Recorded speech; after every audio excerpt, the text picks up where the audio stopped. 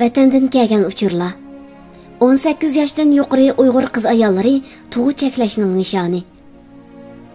29 noyabr Uyg'ur axborot markazi kelgan uchurda bildirilishicha, 18 yoshdan yuqori Uyg'ur qiz ayollari Xitoyning Uyg'urlarga qaratgan tug'i cheklash siyosatining nishoni bo'lgan. Uyg'ur qiz ayollarga majburiy dori ichirish va tug'i cheklash operatsiyasi elib borgan. Növətdə Xitay hökuməti tug'i cheklash siyosatini amaldan qoldirganligi haqida uchur tarqatgan. 29 noyabr Uyg'ur axborot markaziga vatandan kelgan xabar manbasining ma'lum bo'lishicha, Urumchida burunqidek keng ko'lamda odam tutish bo'lmayotgan bo'lsa-mu, lekin ba'zi kishilarning yo'qolib ketayotganligi haqidagi xabarlar jamiyatda yangi tarqalib yurmoqda. Burun Urumchi nahiyalik 3-o'tir maktab, hozir Urumchi shaharlik 67-o'tir maktab deb atiladigan maktabning bir tarix o'qituvchisi 2 hafta burun tutib ketilgan. O'tir maktablarning tarix va til adabiyot o'qituvchilari asosiy jihatdan lagerlarga elib ketilgan.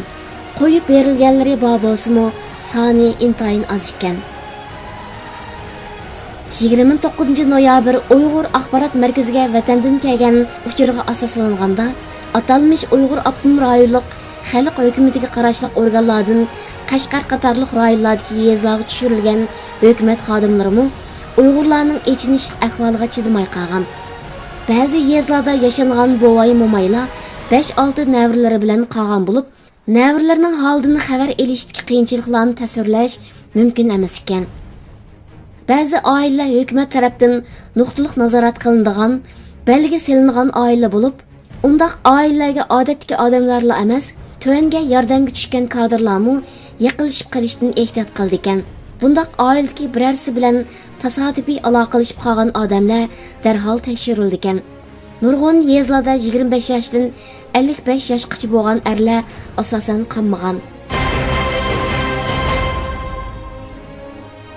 Rahima Mahmud xonimning Uyg'urlarning sadosini aks ettirgan maqolasi Mustaqillik gazetida e'lon qilindi. 1 dekabr Angliyada yashayotgan Uyg'ur aktivist Rahima Mahmud xonimning Trump kelsa erkin dunyoda kim bizning tarifimizni oldi nomli maqolasi Angliyada chiqadigan dunyoviy ta'sirga ega Mustaqillik gazetida e'lon qilindi. Rahima Mahmud xonimning maqolasi nihoyatda jonliq yozilgan bo'lib, chet elda yashayotgan Uyg'urlarning yurak so'zi aks etgan.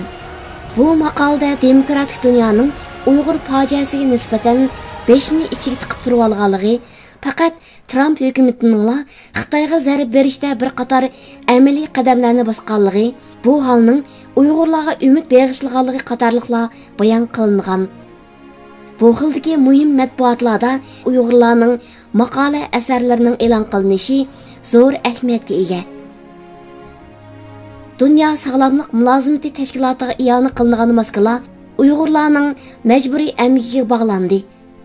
BBC to'rining 2 dekabrdagi xabariga asoslanganda, Angliyaning 100 yildan ortiq tarixi ega Kundalik pochta gazeti Dünya Sağlamlık Mülazimati Təşkilatıga iyana qilgan 100 ming maskaning Uyg'urlarning majburiy əmgi orqali vujudga kelganligi ilgari surilgan. BBC to'rining bu haqdagi xabarda bildirilishicha, bu maskalar Kundalik pochta gazeti tarafidan Medvel Sayya buyumlari shirkatidan sotib olingan bo'lib, bu shirkat ishlab chiqarish sexida Uyg'ur musulmonlarini ishlatgan deb ayblangan ekan. Kundalik pochta gazeti o'zlarining bu maskalarni sotib olganda, mazkur shirkat haqida yuqorqida gumonning texi o'tirg'i chiqmaganligini aytib, o'zini oqlagan. Yaponiya Xitoyning Uyg'urlarni bostirishga qarshi ovoz chiqarmoqda. 2 dekabr Dunyo tinchlik tashkiloti organ to'rbetida Yaponiya Xitoyning Uyg'ur musulmonlarini bostirishga qarshi turmoqda nomli maqola e'lon qildi. Maqolada deyilishicha, Yaponiya Xitoyning Sharqiy Turkistonda Uyg'urlarga zulm selishiga qarshi ovoz chiqarayotgan davlatning biri bo'lishi sifati bilan navbatda Yaponiya parlamenti Xitoyning Uyg'urlarning kishilik huquqini dafsanda qilishiga qarshi tadbir qo'llanadigan qonun ma'qullash bosqichida ekan. Mo'ljallanishicha, bu haqdagi qonun ma'qullangan taqdirda Yaponiya hukumatı Xitoyga qarshi ba'zi iqtisodiy jazolarni qo'llanishi mumkin ekan. Xitoy Amerikani Sharqiy Turkistonda majburiy emgak siyosati mavjud deb safsata o'ydirib chiqarish bilan aybladik. Reuters agentligining 3-dekabrdagi xabarda bildirilishicha, Amerika Xitoyning Sharqiy Turkistondagi mustamlikachi kuchi hisoblangan atalmish Xinjiang ishlab chiqarish qurilish buyumlarini ishlab chiqargan paxta mahsulotlarini import qilishni cheklash siyosatini yo'lga qo'ygandan keyin Xitoy Amerikani Xinjiangda majburiy emgak siyosati mavjud deb safsata o'ydirib chiqarish bilan aybladi. Reuters agentligining bu haqdagi yana bir xabarda deyilishicha, Trump hukumati ishlab chiqarish qurilish buyumlarining qamoqdagi Uyg'urlarni majburiy emgakka solganligini oshkorlagan va bu sababli u ishlab chiqargan molni import qilishni cheklagan. Xitoy Tashqi ishlar ministrligining bayonotchisi Hua Chunying Amerikani bozor prinsiplarining o'rnini qo'llab, kishilarning xizmatiga chang soldi deb so'kdi. Prezident Trumpning qayta saylam elib berish uchun jiddiy holat farmoni chiqarishi tashabbus qilindi. Ohio shtatlik Choy partiyasi, ya'ni Tea Party'ning lideri Washington Post gazetida to'liq batlik chaqiriq e'lon qilib, Donald Trumpni asos qonuni vaqtliq to'xtatib, jiddiy holat farmoni e'lon qilib, 2020-yillik prezidentlik saylovini qayta o'tkazishga chaqirdi. Yuqoridagi ikki gazetga mazkur chaqiriqni chiqaruvchi shaxs Ohio shtati Portage Naylik Choy partiyasining ijroiya direktori Tom Zawistowski bo'lib, Zawistowski chaqiriqida Joe Biden rasmiylarni va Amerika prezidenti bo'lib saylangan chaqda Prezident Trump Amerika armiyasiga buyruq berib, qog'oz bilet orqali elib berilgan yangi saylamga nazoratchilik qilish kerakligini o'tirib qo'ydi. Zawistowski saylamdagi aldamchiliklarni Trumpning bevosita holda og'zaki pash qilib kelganligini bildirdi. Trumpning saylam atriti Bidenning Trumpdan ozroq ustunlik bilan g'alaba qilgan shtatlardagi saylam ahvolidan gumonlanib, onlarca arznomalarni sungan bo'lsa-mu, biroq bu shikoyatnomalarning ko'pinchisi amaldan qoldirildi yoki qaytarib o'tildi. Chaqiriqda agar saylamda adolat ish oshirilmasa, pat arda o'tirg'i chiqishi mumkin bo'lgan ichki urush tahdidi bizni andishaga soladi. Chaqiriqda yana navodi Trump jiddiy holat farmoni chiqarmasa, biz ishlarni o'z qo'limiz bilan hal qilib, o'z huquqimizni o'zimiz qo'g'dashdan boshqa qilishimiz qolmaydi degan jumlalar o'rin oldi. Chaqiriqni e'lon qilgan Zawistowski Ohio shtatidagi eng tanilgan Choy partiyasi lideri hisoblanadi. Ohio shtatining bosh taftishi Dave Yost Twitter yo'llanmasi orqali mazkur chaqiriqni ziyoda mas'uliyatsizlik bilan qilingan, hech qanday qonun asosi bo'lmagan chaqiriq deb ayblagan.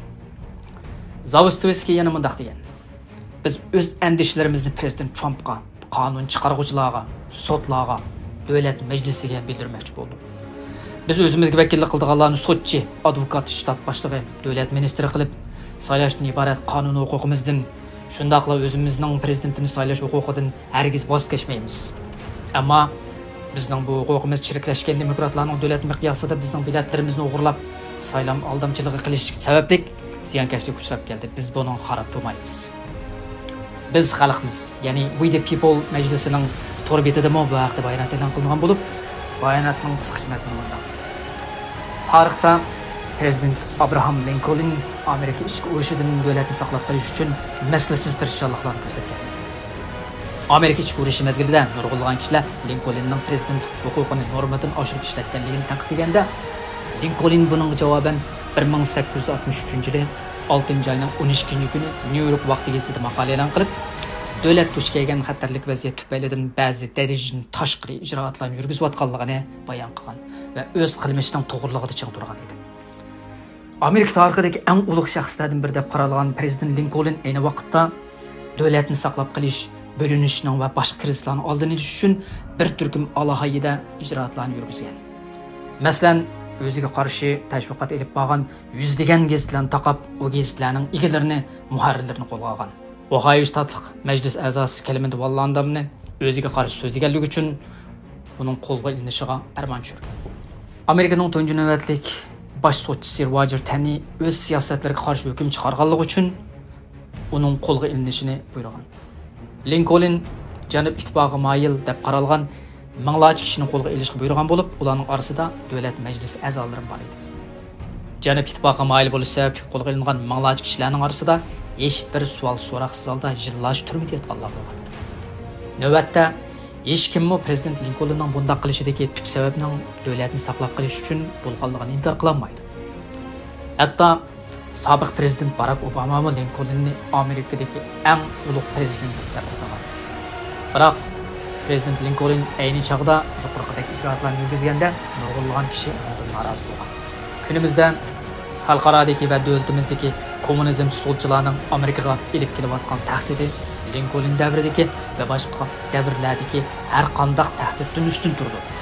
Cumhuriyetlarga vakillik qiladigan biz xalqimiz majlisi o'z chaqirig'ida yana bunday bildirdi.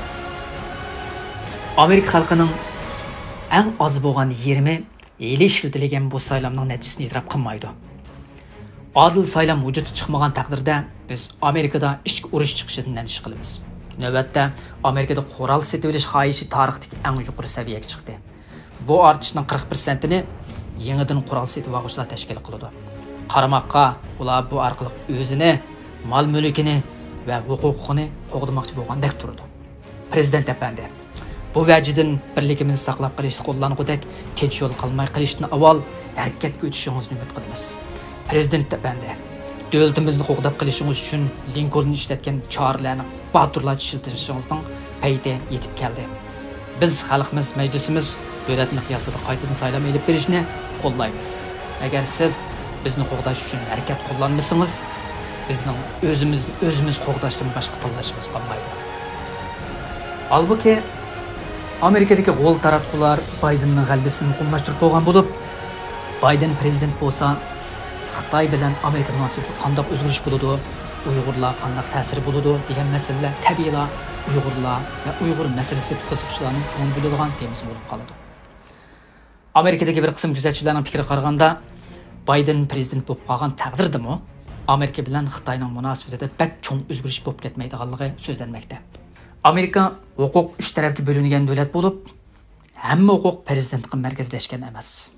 Parlament qonun chiqaruvchi, sud hukm chiqaruvchi, prezident ijro qiluvchi organ hisoblanadi. Trump hokimiyat yurgizgan 4 yil ichida Xitoyga haqiqatan qattiq qo'l siyosat yurgizdi. Hammamiz bilgandek, Amerika garchi dunyodagi eng qudratli davlat bo'lsa-mu, biroq Xitoy 30 yil ilgarigi Xitoy emas. Soda va yuqori fan texnika jihatda Amerika hammani monopol qila olishi mumkin emas. Shu sababdan Xitoyga kuchli zarba berishda Amerika ittifoqdosh davlatlarning qo'llashiga erishmay o'z yolg'iz Xitoy hukumatiga haqiqiy bisim tushirilishi tas. Agar Bayden prezident bo'lsa, Xitoyga Trumpda qattiq siyosat yurgizmagan taqdirdami, Amerikaning ittifoqdosh davlatlar bilan bo'lgan munosabatini yaxshilab, Xitoyga o'rtaq qarshi turishi va Xitoyga texnik cho'ng bisim keltirishi mumkin. Chunki Xitoy Obama vaqtidagi Xitoy emas. Amerikaliklarning Xitoy tahdidiga bo'lgan tonishida Obama vaqtidagidan ko'p o'zgarish bo'ldi. Bo'libmi, Xitoyning bir yo'l, bir balbaq siyosati va bu vabo tufaylidan Amerikaliklar Xitoy tahdidini yaxshi tanib. Shu sababdan Bayden Obama davridagi Xitoy siyosatini qayta yurgizishi mumkin emas.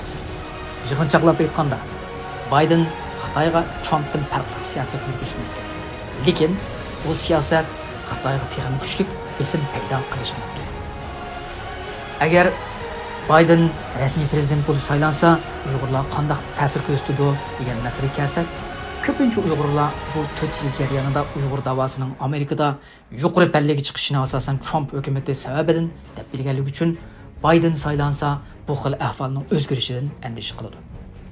Amaliyotda Uyg'ur masalasining Amerikada bu qadar yuqori pallaga ko'tarilishi yolg'iz Trump hukumatining Uyg'urlarga qaratgan kuchli qo'llashidan bo'lib qolmasdan, balki eng muhimi vatandagi vaziyatning tarixda ko'rilmagan darajada yig'irilishi va millionlagan Uyg'urlarning lagerga solinishi bilan munosabatlik.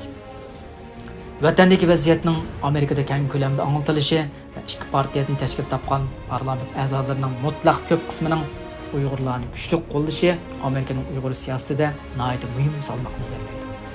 Bu nuqtalarni aytganda, agar Bayden rasmiy saylansa, Amerikaning Uyg'ur siyosatida alohida cho'ng chekinish bo'lishi mumkin.